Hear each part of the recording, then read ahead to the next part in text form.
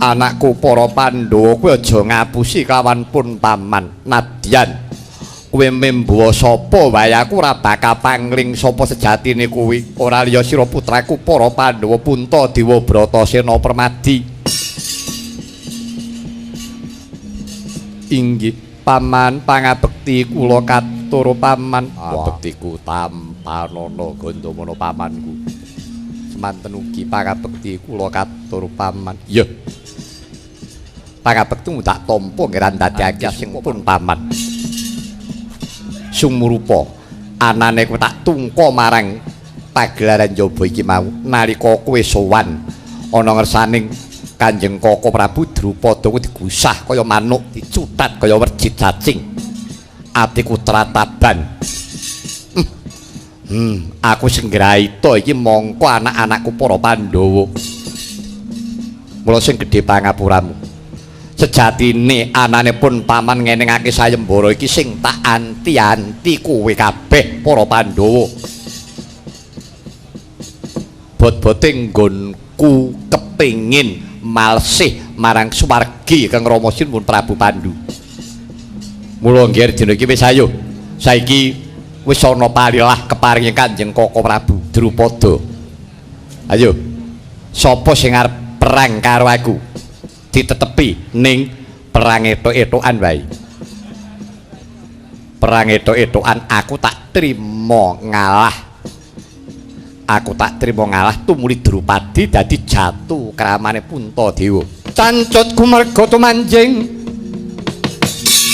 samudra toya derwiraganya banyu sumaput wentes. Wiraganya banyu sumaput wentes makangganira ponong. Paman Gandamana piye Bratasena?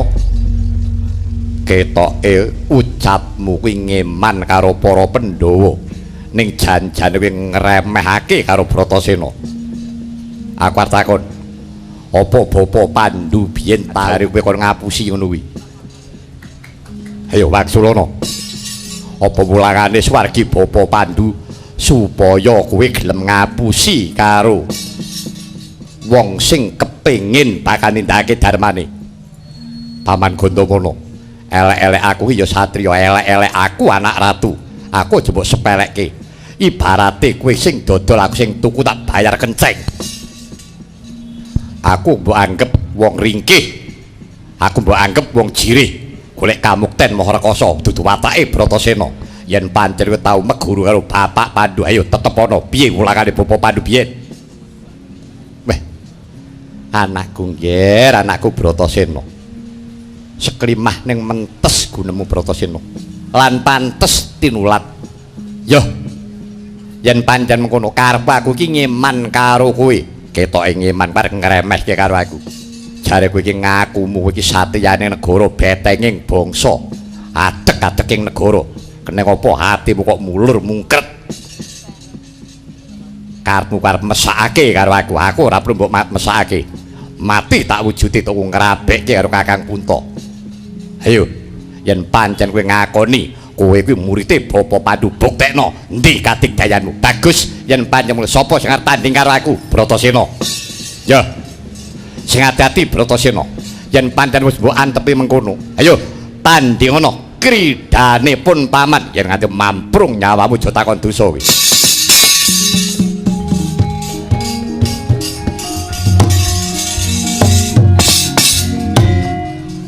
Budura tandangane mati-mati nek aku. Aduh adiku Di, yo sing ati-ati yo Di. Muga-muga si Adi iki nayoman dening Bathara. Muga-muga si Adi unggul yudamu. Lan kowe kan ngalih kono.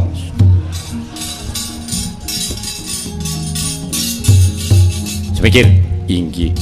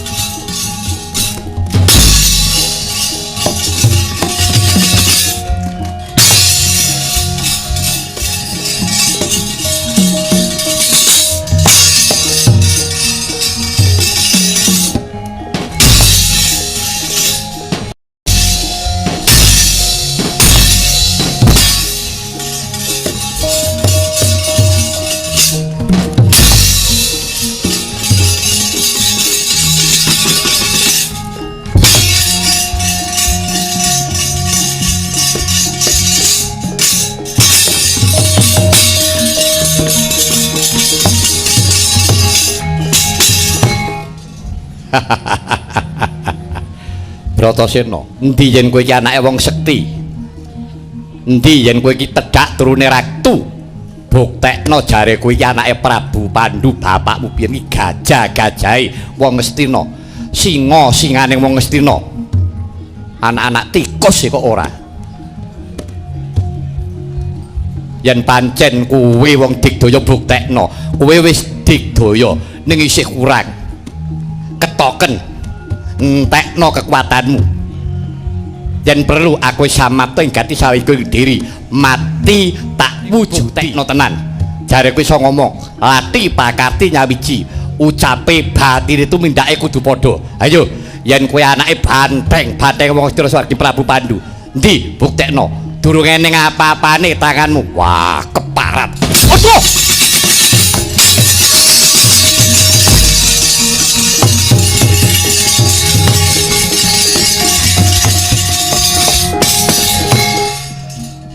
Rumaos den irang-irang Sang Bratasena madeg suraning driya datan enget Purwaduk Sina Sang Bratasena sigra andhupak pilingane Sang Gandamana dawah kalenggak ngantos datane mut.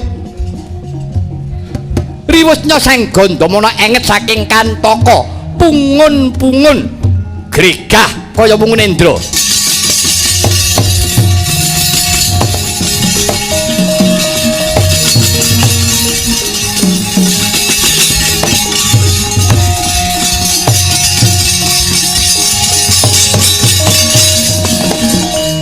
Keparat pancen ora kana diman menungsa iki.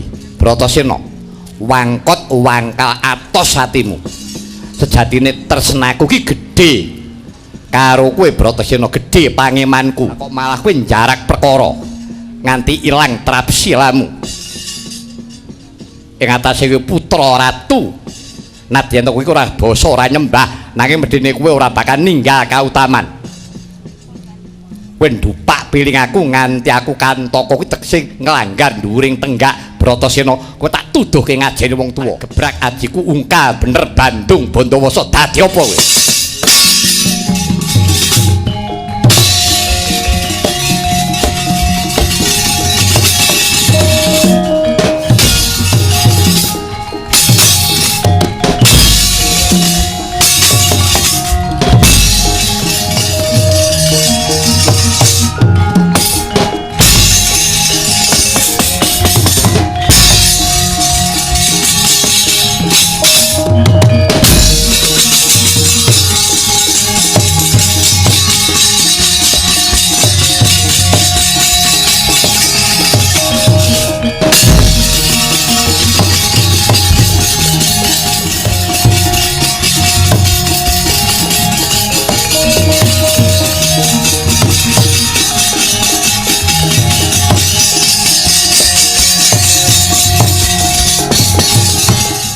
Ayo, arep budi-budi ya kowe Bratasena. Arep bangga-bangga menungsa ora kena diman. Iki jalukmu kowe, keparat. Ayo arep sambat-sambat to kowe.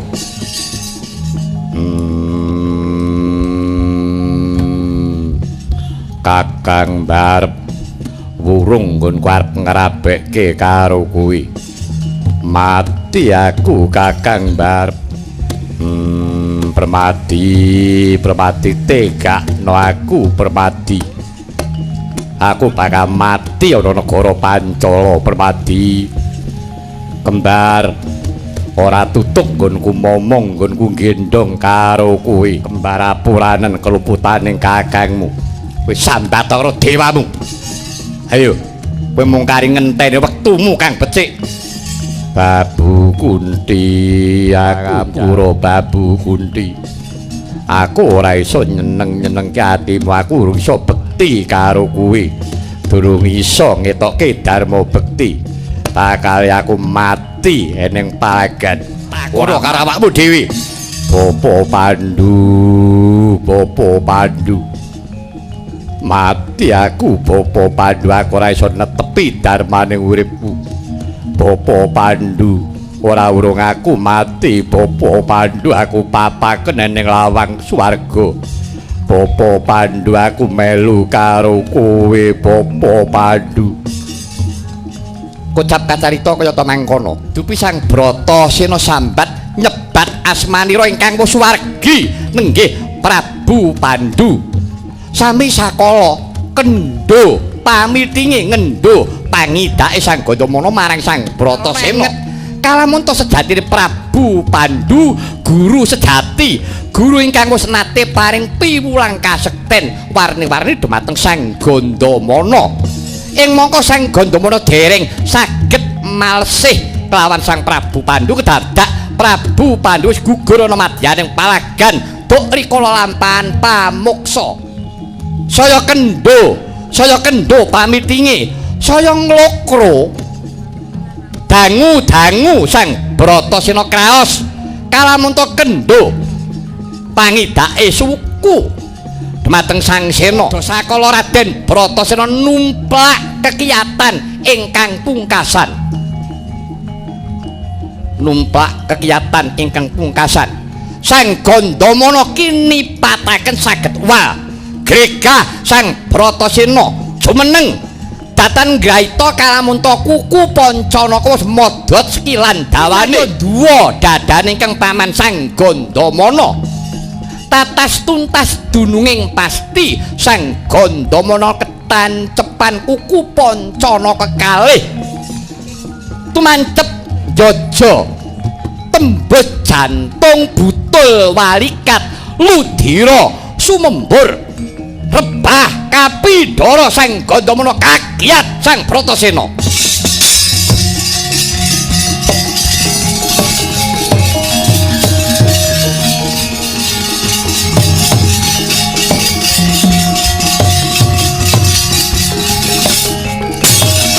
Mati kowe.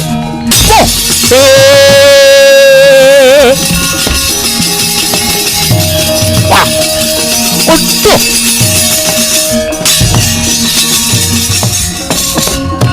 Wah, Paman Gandamana aku ora jarak Paman. Kowe aja mati Paman.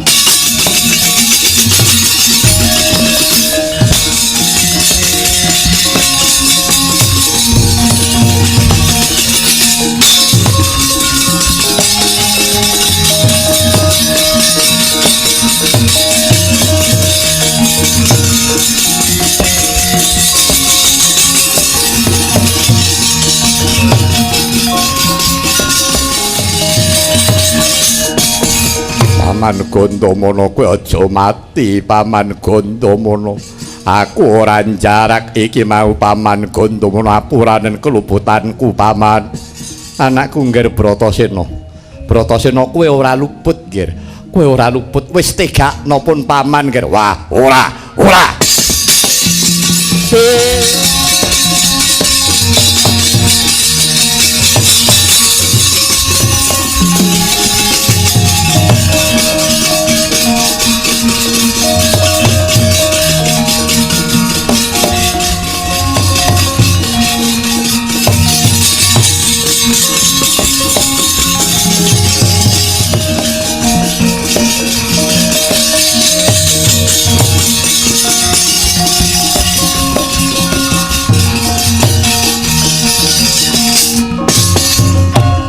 Anakku ngger, anakku para Pandhawa.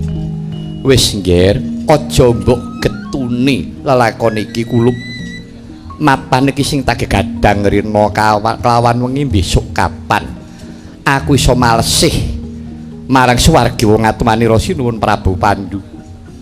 Ya sabab Kang Rama kaselak kundur marang kasedan jati untran-untran prang gedhe pringgondane Langestina pakar tirisi julik sengkuni.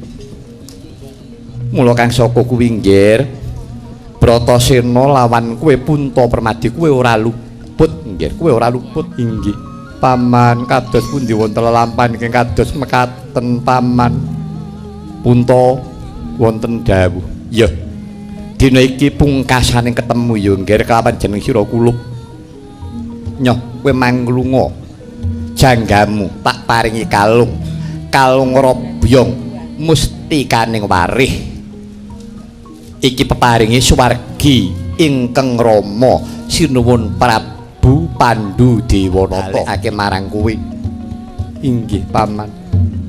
Permadi wonten dawuh. Sira dak paringi kasektenku aji sepi angin wis mbok watek playumu banter kaya bantering angin.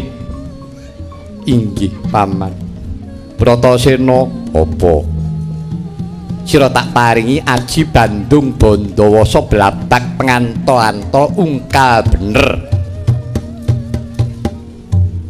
Iki peparingi uga ingkang Rama Swargi Sinuwun Prabu Pansekten iki ampuhe kagila-gila. Aji Bandung Bandawasa kowe mancal gunung bakal ajur mumur. Ungkal bener kowe bisa nglumpati bengawan. Iya. Nanging nggih wanti-wanti dawuh pengendikaning pun paman kasekten mau aja mbok nggo umuk-umukan. Kasekten mau nggonen memayu rahayuning jiwa angka 2 memayu rahayuning kulawarga kaping 4 memayu rahayuning sasama pungkasane memayu hayuning bawana. Wis nggih mung kuwi welinging pun paman wis tegakno pun paman bali malang luka baka.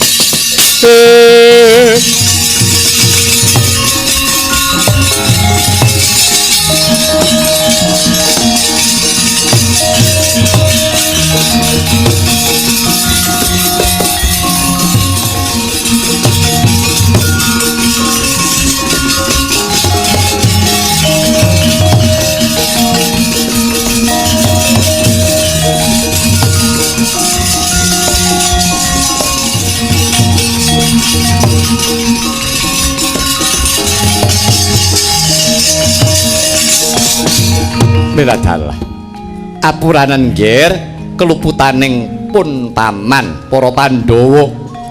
Pancen iki wis dadi prasetyane pamanmu si Gandamana kudu mung tekan semene pestine. Inggih Kanjeng Paman Prabu. Lan rikala semana Gandamana wis paring dawuh. Sapa sing bisa ngasorake kridane Drupadi bakal jinatu krama. Lan anut prajanjen Panakrama kuwi raksi punta. Inggih Kanjeng Paman. Drupadi wonten dawuh Kanjeng Rama. Ora kleru pamilihmu nalika sira ngelingake pun bapa Nestinggil. Aja nganti milah, aja milih, aja beda-bedake ya kuwi sesamaning dumadi.